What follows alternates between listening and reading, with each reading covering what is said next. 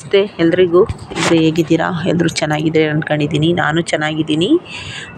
ಮಂಡಿಪೇಟೆಗೆ ಹೋಗಿ ಸ್ವಲ್ಪ ಮನೆ ದಿನಸಿ ಐಟಮ್ ತಗೊಂಡು ಬರ್ತಾಯಿದ್ದೀನಿ ಆಟೋದಲ್ಲಿ. ಹಿಂದ್ಗಡೆ ಎಣ್ಣೆ ಕ್ಯಾನ್ ಇಟ್ಟಿದ್ದೀನಿ ನೋಡಿ, ಜೋಡಿಗೆ ದಾರ ಕಟ್ಬಿಟ್ಟಿದ್ದೀನಿ ಎಣ್ಣೆ ಕ್ಯಾನ್ ಎರಡು.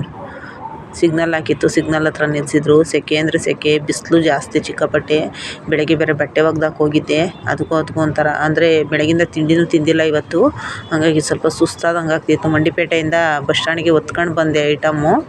ಅಂದರೆ ಅಲ್ಲಿಂದ ಆಟೋಗಳಿಗೆ 40 ರೂಪಾಯಿ ಕೇಳಿದ್ರು. ಅಯ್ಯೋ 40 ರೂಪಾಯಿ ಇರಲಿಲ್ಲ ನನ್ನ ಹತ್ರ. ಅದಕ್ಕೇ ಸುಮ್ಮನೆ ಯಾಕೆ ಅಂತ ಸ್ವಲ್ಪ ಕಮ್ಮಿನೇ ಇತ್ತು ದಿನಸಿ ಐಟಮ್ಮು. ಹಂಗಾಗಿ ನಡ್ಕೊಂಡೇ ಬಂದುಬಿಟ್ಟೆ. ಬಂದು ಆಟೋ ಸಿಕ್ತು, ಆಟೋದಲ್ಲಿ ಹೋಗ್ತಾಯಿದ್ದೀನಿ ಈಗ ಮನೆ ಹತ್ರ. ಇಲ್ಲಿ ಭದ್ರಮ್ಮನ ಸರ್ಕಲಲ್ಲಿ ಸಿಗ್ನಲ್ ಬಿದ್ದಿತ್ತು, ಹಾಗಾಗಿ ಮನೆಗೆ ಬಂದೆ. ಮನೆಗೆ ಬಂದು ಐಟಮ್ ಎಲ್ಲ ತೆಗೆದು ನನ್ನ ಮಗ ಎಲ್ಲ ಎಣ್ಣೆ ಕ್ಯಾನ್ ತಂದು ಕೊಡ್ತಾವನೆ. ಅವನ್ನೆಲ್ಲ ಅದೊಂದು ಎಣ್ಣೆ ಕ್ಯಾನ್ ಎರಡೂ ಅದನ್ನು ತಗೊಂಡೋಗಿ ಸಜ್ಜೆ ಮೇಕೆ ಹಾಕಪ್ಪ, ಇದನ್ನೊಂದು ಕೊಡು ಅಂತ ಹೇಳ್ತಾ ಇದ್ದೀನಿ. ಯಾಕಂದರೆ ಇವಾಗ ತಂದಿರೋ ಹೊಸ ಕ್ಯಾನ್ಗಳು, ಒಂದು ದೀಪದ ಎಣ್ಣೆ, ಒಂದು ಅಡುಗೆ ಎಣ್ಣೆ, 2 ಕೆ ಜಿ ತಂದಿದ್ದೀನಿ ಸಾಕು ಅಂತ. ಹಂಗಾಗಿ 170 ರೂಪಾಯಿ ಕೆಜಿ ಸಂದರುಚಿ, 1 ಕೆ ಜಿ ಎಣ್ಣೆ. ಎಲ್ಲ ಅಂಗಡಿಗಳಲ್ಲಿ ಜಾಸ್ತಿ, ಅದಕ್ಕೆ ಅಲ್ಲೇ ತಗೊಂಬಂದೆ. ಅಂದರೆ ದೀಪದ ಎಣ್ಣೆ ಸ್ವಲ್ಪ ಜಾಸ್ತಿ ತಂದಿಟ್ಕೊಂಡ್ರೆ ನನಗೆ ಒಳ್ಳೆಯದು. ಯಾಕಪ್ಪ ಅಂದರೆ ದೀಪ ಹಚ್ಚೋಕ್ಕೆ, ಮತ್ತು ಯಾವಾಗ ಡೈಲಿ ದೀಪ ಹಚ್ಚೋಕ್ಕೆ, ಮತ್ತು ತಡೆದು ಬರುತ್ತೆ ನನಗೆ ಲೂಸ್ ಎಣ್ಣೆ ತಂದು ದೀಪದ ಎಣ್ಣೆ. ಹಂಗಾಗಿ ತರ್ತಿರ್ತೀನಿ ನಾನು. ಇತ್ತೀಚೆಗೆ ತಂದಿರಲಿಲ್ಲ, ಇವತ್ತು ತಂದಿದ್ದೀನಿ. ನನ್ನ ಮಗ ಎಲ್ಲ ಜೋಡಿಸಪ್ಪ ಅಂತ ಎತ್ತಿಡ್ತಾ ಇದ್ದೀನಿ. ಮತ್ತು ಅದು ಎಣ್ಣೆ ಕ್ಯಾನು ಸ್ವಲ್ಪ ಯಾಕೋ ಕೊಳೆ ಆಗಿಬಿಟ್ಟಿತ್ತು, ವೈಟ್ ಕ್ಯಾನು ಸಂದರುಚಿದು. ಅದಕ್ಕೆ ಇದು ಹೊಸ ಕ್ಯಾನ್ಗೆ ಅದೆಲ್ಲ ಹಾಕಿಡೋಣ ಅಂದ್ಬಿಟ್ಟು ಎಣ್ಣೆ ಸಂದರುಚಿನ ದೀಪದ ಎಣ್ಣೆನ ಅಂತ ನೋಡ್ತಾ ಇದ್ದೀನಿ. ಕಲರ್ ಚೇಂಜ್ ಇರುತ್ತಲ್ವ, ಅವ್ರು ಹೇಳೇ ಇದ್ದರು ಕಲರ್ ಚೇಂಜ್ ಇರುತ್ತಲ್ಲಕ್ಕ ಅಂತ. ಕವರ್ ಕಟ್ಕೊಟ್ಟಿದ್ರು ಗುರ್ತಿಗೆ. ಎರಡು ಒಂದೇ ಥರ ಕ್ಯಾನ್ ಇತ್ತಲ್ಲ, ಅದಕ್ಕೆ ಎಲ್ಲ ಕೆಲಸ ಅಂದರೆ ಬಟ್ಟೆ ಎತ್ಕೊಬಂದು ಎಲ್ಲ ಮಡಚಿಕ್ಕಿ ಇನ್ನು ಮುಂದಿನ ಕೆಲಸ ಮಾಡಬೇಕು. ಇದೆಲ್ಲ ಜೋಡಿಸ್ಬಿಟ್ಟು ನಾನಿವತ್ತು ಬೆಳಗ್ಗೆ ಒಂದು ನ್ಯೂಸ್ ನೋಡಿದೆ. ಮಧ್ಯಾಹ್ನ ಅನಿಸುತ್ತೆ, ಬೆಳಗ್ಗೆ ಅನಿಸುತ್ತೆ ನ್ಯೂಸ್ ನೋಡಿದ್ದು ನಾನು. ಎಲ್ಲಿ ಅಂದರೆ ಇಲ್ಲೇ ಬಂಡೆಪಾಳ್ಯ, ಕ್ಯಾಚಂದ್ರದ ಹತ್ರ ಬಂಡೆಪಾಳ್ಯದಲ್ಲಿ ಯಾರ ಮಗಳು ಅವ್ರ ಅಮ್ಮನ್ನೇ ಸಾಯಿಸಿರೋದಂತೆ.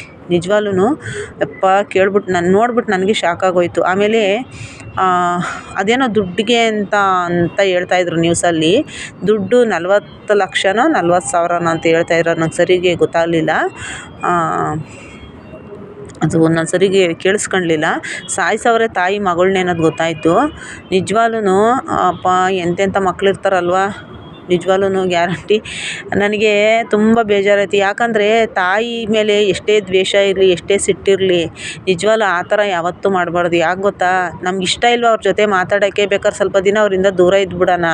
ಇಲ್ವಾ ಅವ್ರ ಪಾಡಿಗೆ ಅವ್ರನ್ನ ಬಿಟ್ಬಿಡೋಣ, ಅವರೆಲ್ಲೋ ಬದುಕಂತಾರೆ. ಇನ್ನು ಅವ್ರ ಅಮ್ಮ ಎಷ್ಟು ಚೆನ್ನಾಗವ್ರೆ ಅಂದರೆ, ಎಷ್ಟು ಒಂದು ಇನ್ನೂ ಗಟ್ಟಿಗವ್ರೆ ಅಂದರೆ, ನಿಜವಾಗ್ಲೂ ಮಂಡಿ ನೋವು ಅಂತ ಪಾಪ ಹಾಸಿಗೆ ಹಿಡ್ದಿದ್ರಂತೆ. ಆದರೆ ತೋರಿಸ್ಬೋದಾಗಿತ್ತು, ಇಲ್ಲಾಂದರೆ ಬಿಡಬೇಕಾಗಿತ್ತು ಅಲ್ವಾ. ಆ ಥರನ ಮಾಡೋದು. ನಿಜವಾಗ್ಲೂ ಯಾರೇ ಆಗಿರಲಪ್ಪ, ಮಕ್ಳುಗಳು ಎಲ್ಲ ಬೆಳಗ್ಗೆ ಎದ್ರೆ ನ್ಯೂಸ್ಗಳು ನೋಡ್ತಿರ್ತೀವಿ. ನಿಜವಾಗ್ಲೂ ಬೇಜಾರಾಯಿತು ನನಗೆ. ಅವರಿಂದ ನಾವು ದೂರ ಇದ್ಬಿಡೋಣ, ಇಲ್ವಾ ಅವ್ರನ್ನ ಪಾಡ್ಗೆ ಅವ್ರನ್ನ ಬಿಟ್ಬಿಡೋಣ. ಯಾಕಂದರೆ ದೇವ್ರು ಕೊಟ್ಟಿರೋದು ಒಂದು ಉಸಿರು, ದೇವ್ರು ತಗೊಳ್ಳೋವರೆಗೂ ತೆಗಿಯೋಕೆ ನಾವ್ಯಾರು ಅಲ್ವಾ. ನಾವೇನು ನಮ್ಮನ್ನು ಹೊತ್ತು ಸಾಕಿರ್ತಾರಲ್ವ, ಅವ್ರವ್ರ ಪಾಡ್ಗೆ ಅವ್ರು ಇರ್ತಾರೆ. ನಾನು ಇದನ್ನು ಯಾವುದೇ ಒಂದು ಮಕ್ಕಳಾಗಲಿ, ನಿಜವಾಗ್ಲೂ ತಾಯಿ ಅನ್ನೋದು ಒಂದು ಪವಿತ್ರವಾದ ಒಂದು ವಸ್ತು. ಅದು ಯಾವುದೇ ಕಾರಣಕ್ಕೂ ಸಿಗಲ್ಲ. ಒಂದ್ಸಲಿ ನಾವು ಕಳ್ಕೊಂಬಿಟ್ರೆ, ಅವ್ರ ಮೇಲೆ ಎಷ್ಟೇ ಸಿಟ್ಟಿರ್ಬೋದು, ಎಷ್ಟೇ ಒಂದಿರಲಿ, ನಮ್ಮ ಪಾಡಿ ನಾವು ಇದ್ಬಿಡೋಣ. ಒಂದು ಸ್ವಲ್ಪ ದಿನ ಸರೋದ್ಮೇಲೆ ಮತ್ತೆ ಮಾತಾಡ್ಸಿದ್ರಾಯ್ತು ಅಲ್ವಾ. ತಾಯಿ ಕಳ್ಳು ಅನ್ನೋದು ಅದು ಯಾರಿಗೂ ಗೊತ್ತಾಗಲ್ಲ. ಅಂದರೆ ಕೆಲವು ಜನಕ್ಕೆ ಗೊತ್ತಾಗಲ್ಲ ಅನ್ಸುತ್ತೆ ಅದು ತಾಯಿ ಕಳ್ಳು ಅನ್ನೋದು. ಅದು ನಿಜವಾಗ್ಲೂ ಬೆಂಕಿ ಅಂತ. ತಾಯಿ ಕಳ್ಳು ಮಾತ್ರ ಯಾವುದೇ ಕಾರಣಕ್ಕೂ ಅದು ನೊಂದ್ಕೊಂಬಿಟ್ರೆ ತುಂಬ ನೋವು. ಹಂಗಾಗಿ ಆ ಹುಡುಗಿ ಇವಾಗ ಸಾಯಿಸಿ ಹೋದ್ರಲ್ವ, ಒಂದೊಂದ್ಸಲಿ ಕರೆದ್ರೆ ಅಮ್ಮ ಬರ್ತಾರ. ಆ ಕರ್ಮ ಎಲ್ಲಿ ತೀರಿಸ್ಬೇಕು ಅಲ್ವಾ. ಇವಾಗಂತೂ ನಿಜವಾಗ್ಲೂ ತಂದೆ ಮಕ್ಕಳನ್ನ ಸಾಯಿಸೋದು, ಆಮೇಲೆ ಹೆಂಡ್ತಿ ಗಂಡನ್ನ ಸಾಯಿಸೋದು, ನಿಜವಾಗ್ಲೂ ನೋಡ್ತಾ ಇದ್ದರೆ ಯಪ್ಪ ಎಲ್ಲಿಗೆ ಬಂದು ನಿಂತಿದ್ದೀವಿ ಅನಿಸ್ಬಿಡುತ್ತೆ. ನಿಜವಾಗ್ಲೂ ನಾನು ಇದನ್ನೆಲ್ಲ ಡೈಲಿ ನಾವು ನ್ಯೂಸ್ಗಳಲ್ಲಿ ನೋಡ್ತಿರ್ತೀವಿ. ಬೆಳಗ್ಗೆ ಎದ್ರೆ ನ್ಯೂಸ್ಗಳ್ನ ಕೇಳಿ ನಾನು ಇಲ್ಲೇ ಬಂಡೆಪಾಳ್ಯ ಅಂದ್ರಲ್ಲ, ನಿಜವಾಗ್ಲೂ ಒಂಥರ ಅಪ್ಪ ದೇವ್ರಿಗೆ ಎಷ್ಟು ಚೆನ್ನಾಗೈತೆ ಗೊತ್ತಾ ಅವರಮ್ಮ. ನಿಜವಾಗ್ಲೂ ನಾನು ಇದನ್ನ ಏಕೆ ಹೇಳಿದೆ ಅಂದರೆ, ನಮ್ಮಮ್ಮ ನಮ್ಮ ಮನೇಲಿ ರಾತ್ರಿಯಿಂದ ನಿನ್ನೆ ಬೆಳಗ್ಗೆಯಿಂದ ಸಿಲಿಂಡ್ರ್ ನಿನ್ನೆ ಬೆಳಗ್ಗೆನೇ ಖಾಲಿ ಆಯಿತು. ಹಂಗೂ ಹಿಂಗೂ ಹೋಟ್ಲಲ್ಲೇ ಸ್ವಲ್ಪ ತಿನ್ಕೊಂಡಿದ್ವಿ. ನಿನ್ನೆ ದಿನ ಅವ್ರ ತಮ್ಮನ ಮಗಳ ಮದುವೆ ಇತ್ತು ನಮ್ಮ ಅಕ್ಕರೂರಲ್ಲೇನೋ ಬೀಗ್ರ ಊಟ ಇತ್ತು. ಅಲ್ಲಿಗೆ ಅವ್ರ ತಮ್ಮನ ಮಗಳನ್ನ ಕೊಟ್ಟೈತೆ ನಮ್ಮ ಅಕ್ಕರೂರಿಗೆ. ಅಲ್ಲಿಗೆ ಹೋಗವ್ರೆ. ಅಲ್ಲಿ ನಮ್ಮಮ್ಮ ನೆಟ್ವರ್ಕ್ ಸಿಗಲ್ಲ ನಮ್ಮಮ್ಮನ ಫೋನಿಗೆ. ಅಲ್ಲಿ ಹೋದ್ರೆ ಮಾತಾಡಿಲ್ಲ. ನಿನ್ನೆ ಮಧ್ಯಾಹ್ನ ನಮ್ಮ ಅಕ್ಕನ ಮೊಬೈಲ್ ನಾನೇ ಮಾಡಿದ್ದೆ ನಮ್ಮ ಅಕ್ಕನ ಮಾತಾಡ್ಸೋಣ ಅಂತ. ಅಷ್ಟೊತ್ತಿಗೆ ನಮ್ಮ ಅಕ್ಕ ನಮ್ಮ ಅಮ್ಮನ ಕೈಗೆ ಕೊಡ್ತು ಮಾತಾಡಮ್ಮ ಅಂತ. ಏನೋ ಮಾಡ್ತಾ ಇತ್ತೇನೋ. ನಮ್ಮಮ್ಮ ಮಾತಾಡ್ತು. ಏನಮ್ಮ ಮಗಳನ್ನ ಮರ್ತೇ ಬಿಟ್ಟಿದ್ದೀಯಾ ಬಂಧು ಬಳಗಕ್ಕೆ ಸೇರ್ಕೊಂಡು ಅಂತ ನಾನು ಅಂದೆ. ನಮ್ಮಮ್ಮ ಯವ್ವ ನನಗೆ ಹೇಳ್ತೀಯ ನಾವು ಹಂಗಂತ ಅಂತು.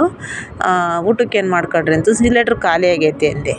ನಿಜವಾಗ್ಲೂ ನಮ್ಮಮ್ಮ ಅಲ್ಲಿಂದ ಬಂದಿರೋದಷ್ಟೇ. ಅವತ್ತು ನಿನ್ನೆ ನೈಟೇನೆ ಅಲ್ಲಿ ಸಿಲಿಂಡ್ರು ಕೊಡೋತಕ್ಕೆ ಹೋಗ್ಬಿಟ್ಟು ನಂದು ಒಂದು ಸಿಲಿಂಡ್ರ್ ಐತೆ ಕಣಮ್ಮ ಕೊಟ್ಟು ಕಳಿಸ್ತೀನಿ, ಇವ್ರು ಯಾರಿಗೋ ಕೊಟ್ಟಿದ್ದೀನಿ ಅಂತ ಹೋಗವ್ರಿಗೆ ಕೇಳೈತೆ ನಮ್ಮಮ್ಮ.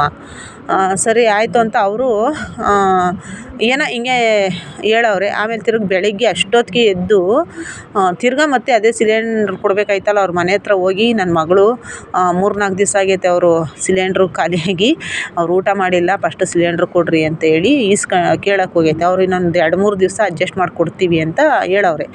ಆಮೇಲೆ ಫೋನ್ ಮಾಡ್ತು ನಮ್ಮಮ್ಮ, ಏನು ತಿಂದ್ರಮ್ಮ ಅಂತ. ನಾನು ಏನಿಲ್ಲಮ್ಮ ಅಂದೆ. ನಿಜವಾಗ್ಲೂ ನಮ್ಮಮ್ಮ ಎಷ್ಟು ಒಂದು ನೋವು ತಿಂದ್ಬಿಟ್ಟೈತೆ ರಾತ್ರಿಯಿಂದ. ನಾನು ಎಷ್ಟೋ ಸಲ ಹೇಳಿದ್ದೀನಿ ನಾನು ಅವಲೇ ವೀಡಿಯೋದಲ್ಲೆಲ್ಲ. ನಮ್ಮ ಅಮ್ಮನ ಜೊತೆ ಜಗಳ ಆಡ್ತಿರ್ತೀನಿ. ಮತ್ತು ನಮ್ಮಮ್ಮ ಹೊರಟಾಗ ಏನಾದರೂ ಅಂದಾಗ ಸಿಟ್ಕೊಂಬಿಡ್ತೀನಿ. ಏನಾದರೂ ಒಂದು ಹೊರಟಾಗಿ ಅಂದ್ಬಿಡುತ್ತೆ ನಮ್ಮಮ್ಮ. ಯಾಕಂದರೆ ವಯಸ್ಸಾಗೈತಲ್ವ ನಮ್ಮ ಅಮ್ಮನಿಗೆ ಏನು ಮಾತಾಡಬೇಕು ಅಂತ ಗೊತ್ತಾಗಲ್ಲ. ಏನಂದ್ರೆ ಅದೇ ಹೊರಟಾಗಿ ಮಾತಾಡ್ಬಿಡುತ್ತೆ. ಹಂಗಾಗಿ ನಾನು ಸಿಟ್ಕೊಂಡಿದ್ದೀನಿ. ಎಷ್ಟೋ ಸಲ ನಂಬರ್ ಬ್ಲ್ಯಾಕ್ ಮಾಡಿದ್ದೀನಿ. ನಮ್ಮ ಅಮ್ಮನ ಜೊತೆ 6 ತಿಂಗಳು 7 ತಿಂಗಳು ಮಾತು ಬಿಟ್ಟಿದ್ದೀನಿ. ಆದ್ರೂ ನಾನು ಎಷ್ಟೋ ಸಲ ನಮ್ಮ ಅಮ್ಮನ ಬಗ್ಗೆ ಒಂದು ಕಠೋರವಾಗೂ ನಾನು ನಡ್ಕೊಂಡಿದ್ದೀನಿ. ಆದರೆ ನಮ್ಮಮ್ಮ ಮಾತ್ರ ಅಂದರೆ ಕಠೋರವಾಗಿ ಅಂತಂದರೆ ಮಾತು ಬಿಡೋದು. ಕಠೋರವಾಗಿ ಅಂದರೆ ಆ ಥರ ಈ ಥರ ಮಾತುಗಳಲ್ಲ. ಸುಮ್ಮನೆ ಹಿಂಗೆ ಸಿಟ್ಕೊಳ್ಳೋದು. ನಾನು ಸ್ವಲ್ಪ ಸಿಟ್ಟಿಗೆ ತಡೆಯಲ್ಲ. ನನಗೂ ಯಾರಾದರೂ ಏನಾದರೂ ಸ್ವಾಭಿಮಾನ ಜಾಸ್ತಿ. ನನಗೆ ಅದು ಅಮ್ಮ ಆಗಿರಲಿ ಯಾರೇ ಆಗಿರಲಿ ನನಗೆ ಸ್ವಲ್ಪ ಏನಾದರೂ ಮಾತಾಡಬಾರ್ದು. ಯಾಕಂದರೆ ನಾನು ನೋವು ನಲಿವು ಎಲ್ಲ ನೋಡ್ಕೊಂಡು ಬಂದಿರೋದ್ರಿಂದ ನನಗೆ ಅವೆಲ್ಲ ನನಗೆ ಅಭ್ಯಾಸ ಆಗೋಗ್ಬಿಟ್ಟೈತೆ. ಹಂಗಾಗಿ ನಮ್ಮಮ್ಮ ಸ್ವಲ್ಪ ಏನಾದ್ರು ಹೊಲ್ಟಾಗಿ ಮಾತಾಡಿದ್ರೆ ನಾನೇ ಎಷ್ಟೋ ಸಲ ಸಿಟ್ಕೊಂಡಿದ್ದೀನಿ. ಹಿಂಗೆಲ್ಲ ಇದ್ದಾಗ ನಿಜವಾಗ್ಲೂ ನಮ್ಮಮ್ಮ ಇವತ್ತು ನೈಟೆಲ್ಲ ಊಟ ಮಾಡಿತ್ತ ಹೆಂಗೋ ಗೊತ್ತಿಲ್ಲ. ಅಷ್ಟು ಒಂದು ಇವತ್ತು ನಮ್ಮಮ್ಮ ಮಧ್ಯಾಹ್ನ ಫೋನ್ ಮಾಡಿ, ಅಮ್ಮ ವೀಟ್ರು ಕೊಟ್ಟು ಕಳಿಸ್ತೀನಿ, ಅವರು ಸೋಲಾರ್ ರೆಡಿ ಮಾಡಿಸ್ಕೊಡೋವರ್ಗು ನಮ್ಮ ಮನೆಯಲ್ಲೇ ಐತೆ ವೀಟ್ರು, ಕೊಟ್ಟು ಕಳಿಸ್ತೀನಿ ತಾಂಡೋಗು, ಅಲ್ಲಿಂದ ಯಾಕೆ ದುಡ್ಡು ಇಕ್ತೀಯಾ, ನಾನು ಇನ್ನೇನು ಹೆಲ್ಪ್ ಮಾಡ್ಲವ ನಿನಗೆ ಅಂತ ಹೇಳಿ ಸಿಲಿಂಡ್ರು ಮತ್ತು ವೀಟ್ರು 2 ಕೊಟ್ಟು ಕಳಿಸ್ತೀನಿ. ಮತ್ತು ಮನೇಲಿ ಸ್ವಲ್ಪ ರಾಗಿ ಐತೆ ಕೊಟ್ಟು ಕಳಿಸ್ತೀನಿ ತಾಂಡೋಗು ಅಂತ. ನಿಜವಾಗ್ಲೂ ನನಗೆ ನಮ್ಮಮ್ಮ ಕೊಡೋದೇ ಬೇಡ. ಅಷ್ಟೊಂದು ಮಾತಂತಲ್ಲ ನಮ್ಗೆ ಅದೇ ಒಂದು ಖುಷಿ. ಹಂಗಾಗಿ ನಾವಿಷ್ಟೇ ಒಂದು ಮಕ್ಕಳು ಒಂಥರ ತಾಯ್ದಿರ ಥರ ಹೆಂಗಂದ್ರೆ ಹಂಗೆ ಇದ್ರೂ ತಾಯ್ದಿರು ಮಾತ್ರ ಯಾವುದೇ ಕಾರಣಕ್ಕೂ ಮಕ್ಕಳನ್ನ ಬಿಟ್ಕೊಡಲ್ಲ. ಮತ್ತು ಮಕ್ಕಳಿಗೆ ಯಾವತ್ತೂ ತಾಯಿ ಕಳ್ಳು ಎಳಿತಾ ಇರುತ್ತೆ, ನನ್ನ ಮಗ ಎಲ್ಲೈತೆ ಅಂತ. ಒಂದು ಪವಿತ್ರವಾದ ಒಂದು ಹಾಲಿನಂಥ ಪರಿಶುದ್ಧವಾದ ಹಾಲಿನಂಥ ಒಂದು ಪ್ರೀತಿ ಅಂದರೆ ತಾಯಿ ಪ್ರೀತಿ ಮಾತ್ರ. ಯಾರ ಕೈಲೂ ಆ ಪ್ರೀತಿ ಕೊಡೋಕ್ಕಾಗಲ್ಲ. ತಾಯಿ ಪ್ರೀತಿನ ಇಡೀ ಪ್ರಪಂಚದಲ್ಲಿ ಯಾವ ದೇವ್ರೂ ಸಹ ತಾಯಿ ಪ್ರೀತಿನ ಕೊಡೋಕ್ಕಾಗಲ್ಲ. ಅಷ್ಟು ಒಂದು ಹಾಲಿನಂಥ ಪವಿತ್ರವಾದ ಒಂದು ಪ್ರೀತಿ ತಾಯಿದು. ಹಂಗಾಗಿ ಆ ಹುಡುಗಿನ ಚಿಕ್ಕ ಮಗಿನಾಗ ಅವರಮ್ಮ ಆ ಥರ ಮಾಡಿಬಿಟ್ಟಿದ್ರು. ಹುಡುಗಿ ಇವತ್ತು ಅವ್ರ ಅಮ್ಮನ ಸಾಯಿಸೋ ಮಟ್ಟಕ್ಕೆ ಬಂದಿರೋಳ ನೋಡಿ. ಮಗಳಿಂದಲೇ ತಾಯಿ ಕಂಟಕ ಅಂತ ದೇವ್ರು ಬರೆದಿರ್ತಾರೇನೋ. ಆಮೇಲೆ ಇನ್ನೊಂದು ಯಾರೋ ಜ್ಯೋತಿಷಿ ಮಾತು ಕೇಳಿ ತಾಯಿನ ಕೊಂದ್ಲು ಅಂತೇಳಿ ಹೇಳ್ತಾಯಿದ್ರು ನ್ಯೂಸಲ್ಲಿ. ಯಾವ ಜ್ಯೋತಿಷ್ಯನಾಗಲಿ ಅವ್ರಿನೆಂಥ ಜ್ಯೋತಿಷಿ ಅಂತ ನಾವು ಅನ್ಕೋಬೇಕು. ಯಾಕಂದರೆ ಟಿ ವಿಲಿ ಬರೋ ಜ್ಯೋತಿಷಿ ಆಗಿರ್ಬೋದು, ಆನ್ಲೈನಲ್ಲಿ ನಿಮ್ಗೆ ಅದು ಆಗುತ್ತೆ ಇದಾಗುತ್ತೆ ಅಂತ ಹೇಳ್ತಾರಲ್ವ, ಅದೆಲ್ಲ ಶುದ್ಧ ಸುಳ್ಳು. ಯಾರೂ ನಮಗೇನೂ ಆಗಲ್ಲ ಆ ಥರ ಎಲ್ಲ ಯಾರಾದರೂ ಹೇಳ್ಕೊಡ್ತಾರ? ನಿಮ್ಮ ತಾಯಿನ ಸಾಯಿಸ್ಬಿಡು ಅಂತ ಯಾರಾದರೂ ಹೇಳ್ಕೊಡ್ತಾರ? ಅವೆಲ್ಲ ತಪ್ಪಲ್ವ. ಏನು ದುಡ್ಡುಗೋಸ್ಕರ ಜನ ಏನು ಬೇಕಾದ್ರೂ ಮಾಡಿಬಿಡ್ತಾರೆ ಅಲ್ವಾ.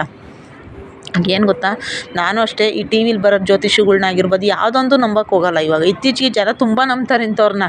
ಅದೇನೋ ಗೊತ್ತಿಲ್ಲ, ಟಿ ವಿಲಿ ಬಂದು ಆನ್ಲೈನ್ ಮೊನ್ನೆ ಇನ್ಸ್ಟಾಗ್ರಾಮಲ್ಲಿ ಸುಮಾರು ಜನಗಳು ಇನ್ಸ್ಟಾಗ್ರಾಮಲ್ಲಿ ಮಕರಾಶಿಗೆ ಹಂಗಾಗುತ್ತೆ ಹಿಂಗಾಗುತ್ತೆ, ಕೋಟಿಗಟ್ಟಲೆ ದುಡ್ಡು ಬರುತ್ತೆ.